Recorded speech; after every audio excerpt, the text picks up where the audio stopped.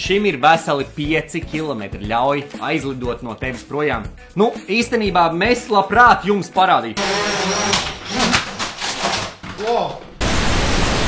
Sveicināti!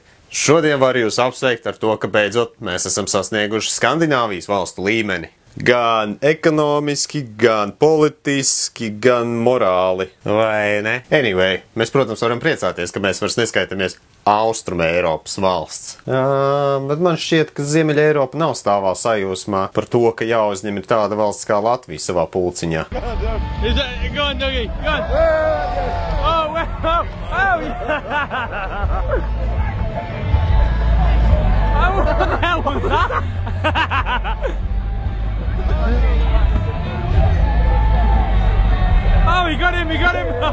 Latvija ir kā tas atstumtais bērns, kurš augs pēc uzmanības un vēlās tusēties tikai ar tiem krutajiem un bagātajiem vienaudžiem.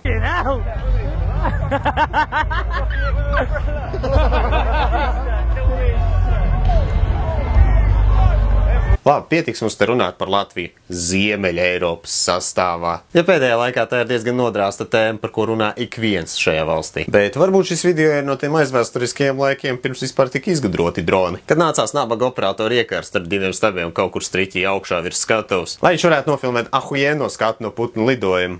Grupai, koncertam, operetē vai viņi zina, kas tur uzstājās. Vai arī vienkārši vietējos narkomānus, kuri uzskata, ka viņa kliekšana uz skatuves ir māksla. Nu, jūs zināt, mūsdienās katrs veido savu grupu un uzskata sev par mākslinieku. Nu, jūs zināt, tie visi Bīberi, Sviftes, Gomezas, nu, vispārējās huņi. Iespējams, šajā koncertā piedzīvotais apkaunojums Džekam lika aizdomāties par alternatīvām. Viņš vienkārši izgudroja robotu, kas tur karāsies gaisā un darīs viņa darbu viņa vietā.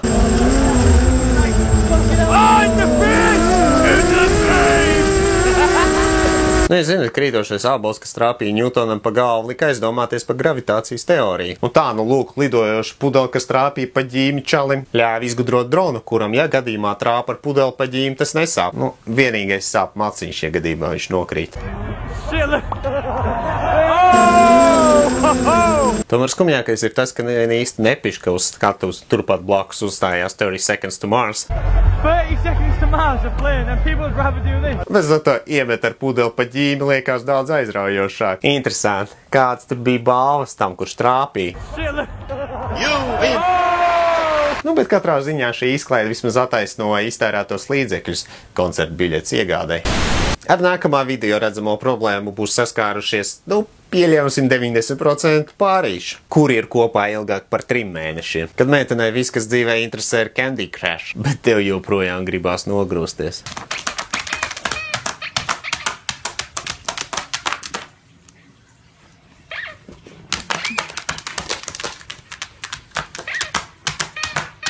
Vispār esat ievērojuši, ka tieši tiem sīkākajiem krančiem ir vislielākie palti, un viņi arī ir visniknākie. Ja vēlaties aplāpīt kādu māju, labāk bīstaties no visām čivavām un tiem pārējiem žurkveidīgiem radījumiem. Runājot par agresīvu, bulterieru salīdzinājumu ar šiem Elas izdzimtiņiem ir kā mīšu plīšu lācītes. Lai gan šīs sunīšu vietā esam pabijuši mēs visi, kad mēdī mums aizmālēja acis ar saviem uzpūstajiem rakstiem par Latviju Ziemeļa Eiropas sastāvā. Lai mēs pat nepamanītu, kā valsts un lielās korporācijas drāž mūs pakaļā. Nu, tikai pasakiet, ka tā nav. Kamēr mēs visi cīnāmies par to, kur iedalīt Latviju austrumos vai ziemeļos, tikmēr Lembergs būvē jaunu privāto spā kompleksu. Bet neuztraucieties, mēs YouTuberi jums sniegsim tikai vispatiesāko un kvalitatīvāko un visusticamāko informāciju. Sanāk. Labi, mēs darām jau to pašu darbu, ko mēdī. Tikai mēs par to neko nesaņemam, bet tikai izklaidējamies un degradējam jūsu smadzenes. Bet par to jums nav jāuztrauc.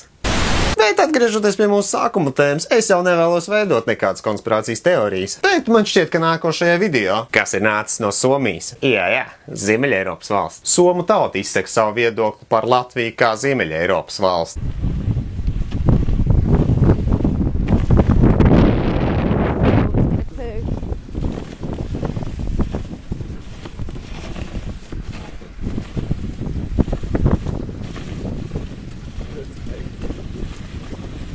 Pārmērīga aizraušanās ar aizmugures priekiem var kaitēt nopietni jūsu saturēšanai. Vienkāršāk sakot, būs sūdi. However, guys, skatoties šo video, jums noteikti pārņems tāda tā kā deja vu sajūta. Šī kustība jums liekas pazīstama, vai ne? Un tagad es to varu apstiprināt, ka šī ir pilnīgi tā pati kustība, ko reperis PCI izmantoja savā videoklipā Gangnam Style. Open Gangnam Style. Gangnam Style. Un kuru pēc tam puspasaules idioti atkārtoja. Open Gangnam Style. Gangnam Style. Cik slikta ideja var būt vienkārši aizņemties deju mūvus no dzīvniekiem. Tā radās ne tikai Gangnam Style deja, bet arī twerkings.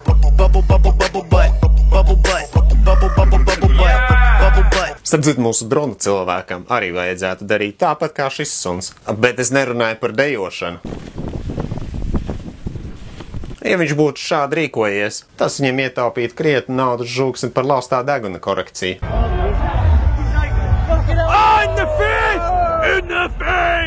Un iegāvē, mans dārgais skatītāji, lai ar ko tev mēdī baro, vienmēr uzmani savu dupsi. Paldies par uzmanību, man sauc Dmitrijs, neaizmirst abonēt manu kanālu un ieteikt šo video visiem saviem draugiem.